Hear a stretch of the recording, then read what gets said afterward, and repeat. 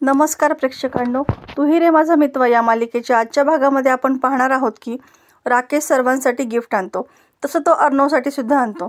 अर्णव म्हणतो याची काहीच गरज नव्हती, तुम्ही फक्त ताईसाठी गिफ्ट आणलं असतं ना तरी सुद्धा चाललं असतं. राकेश म्हणतो पण मी तर ताईसाठी गिफ्ट आणायलाच विसरलो. आजी म्हणते हे शक्यच नाही.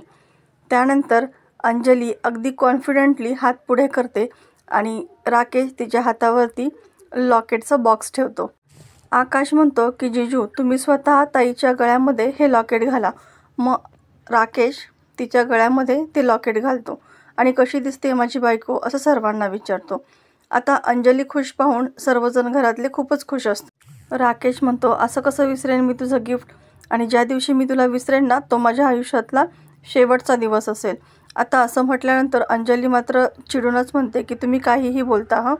आता इकडे रात्री अर्णव जेव्हा बास्केटबॉल खेळायला बाहेर येतो तेव्हा तो पुन्हा गाडीची काच पाहतो आणि फुटलेली काच पाहून त्याला पुन्हा ईश्वरी आठवते आणि तो रागातच बास्केटबॉल खेळायला सुरुवात करतो.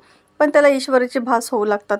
ईश्वरी त्याला समोर दिसते आणि ईश्वरी म्हणते काच कितीही महंगी असली ना तरीसुद्धा ती फुटतेच, तसंच तुमचा पैशांचा माजसुद्धा एक दिवस नक्की फुटणार आहे. आणि ती तिथून गायब होते. तितक्यात त्याचा कार ड्रायव्हर तिथे येतो आणि काच बदलायची का असं विचारतो. त्यानंतर अर्णव खूपच चिडून बोलतो की काचेला हात लावायचा नाही हा. आता इकडे अंजलीसुद्धा बाहेर येते आणि काच पाहून ती देखील विचारात पडते की नेमके काय झालं आहे. इतका मोठा ॲक्सिडेंट कसा झाला असेल, तो काहीच कसं सांगत नाही आहे. म्हणून ती अर्णवला विचारायला येते, पण अर्णव तिला नीटचं उत्तर देत नाही. ती वारंवार विचारत असते की काय झालं मला सांग, तुझं मन मोकळं कर. पण त्यावर अर्णव खूपच चिडून तिच्याशी बोलतो आणि प्लीज मला त्रास देऊ नको असं बोलतो. आता त्याच्या या वाक्यावरती अंजलीला फारच वाईट वाटतं आणि ती तिथून निघून जाते. आता अर्णव जे काही ओरडून बोललेला असतो त्यावरती त्याला खूप पश्चाताप होतो. तो तिला सॉरी म्हणायला जाणार, पण तोपर्यंत अंजली फार दूर निघून गेलेली असते.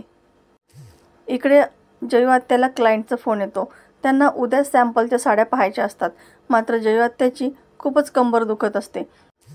ईश्वरी म्हणते इतकंच काम आहे तर ते मी करते, तुझ्या सगळ्या साड्या मी विकून येते की नाही बघ. जयू-आत्याला तिच्यावरती अजिबात भरोसा नसतो, पण ईशू तिला बरोबर मनवते आणि आत्यासुद्धा तिला साड्या विकण्यासाठी होकार देते. इकडे अंजली अर्णवचा विचार करत असते तेव्हाच त्या ठिकाणी राकेश येतो. तिला असं पाहून त्याला खूपच बोरिंग वाटतं, पण तितक्यात त्याची नजर काचेवरती जाते.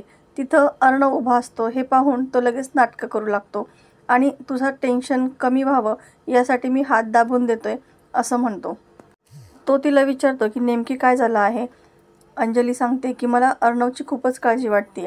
तो काही बोलत नाही आणि त्याच्या रागाची सुद्धा भीती वाटते आणि काय झालं हे सुद्धा सांगत नाही आहे. राकेश म्हणतो तुला नाही तर मग तो कोणाला सांगणार आहे, सांगेल तो, तू थोडासा त्याला वेळ दे, त्याचा राग शांत होऊ देत, मग त्याच्याशी बोल. अंजलीची ही सगळी काळजी अर्णव तिथे उभा राहून सगळी पाहत असतो. त्यावर आता राकेश म्हणतो की तू अशी कोमेजल्यासारखी राहू नकोस. आता कशी हास म्हणजे मला वाटेल की मी जिवंत आहे. आता हे त्याचं नाटकीच बोलणं सर्वांना खरं वाटतंय आणि आजी आणि अर्णव तिला आनंदात पाहून खूपच खुश असतात. इकडे जयू-आत्या ईशूला मोबाईलमधला पत्ता देते आणि त्याच्या बंगल्याचं नाव शांतीवन आहे, त्या ठिकाणी तुला साड्या घेऊन जायचं आहे असं सांगते. आता ईशू खूप आनंदित असते. नमू तिला विचारते की काय गं तुझ्या डोक्यात काय प्लॅन आहे. तेव्हा ईशू सांगते की प्लॅन तर आहेच ना, आता मला नोकरी करायची म्हणजे आत्याला मनवलं पाहिजे आणि आत्याला मनवायचा हा सगळ्यात मोठा चान्स आहे. तिच्या जर सगळ्या साड्या मी विकून दिल्या तर ती माझ्यावरती इम्प्रेस होईल ना, मग सगळं बढियाच होऊन जाईल असं ती विचार करते. तर मित्रांनो, येणाऱ्या भागात आपल्याला पाहायला मिळणार आहे की आजी अर्णवकडे येते आणि म्हणते की मी तुझ्यासाठी मुलगी पाहणार आहे. अर्णव म्हणतो की तुला पाहायचं असेल तर पहा, तुला त्यातून समाधान मिळतंय ना, पण मी लग्न काही करणार नाही. आता इकडे ईशू साड्या घेऊन शांतीवनमध्ये येते. आता शांतीवन म्हणजेच अर्णवच्या बंगल्याचं ते नाव असतं. ती जेव्हा गेटमधून आत येते त्याच वेळेस राकेश गाडीमधून क्रॉस होतो, पण दोघांची एकमेकांकडे नजर जात नाही. अर्णव वरती व्यायाम करत असतो आणि तिची नजर त्याच्याकडे जाते, पण तो पाठमोर असल्यामुळे ती काही त्याला ओळखत नाही. तर मित्रांनो, असेच नवनवीन व्हिडिओ अपडेट पाहण्यासाठी चॅनलला सबस्क्राईब करा. नोटिफिकेशनसाठी बेल आयकॉन अवश्य दाबा. व्हिडिओ पाहिल्याबद्दल धन्यवाद.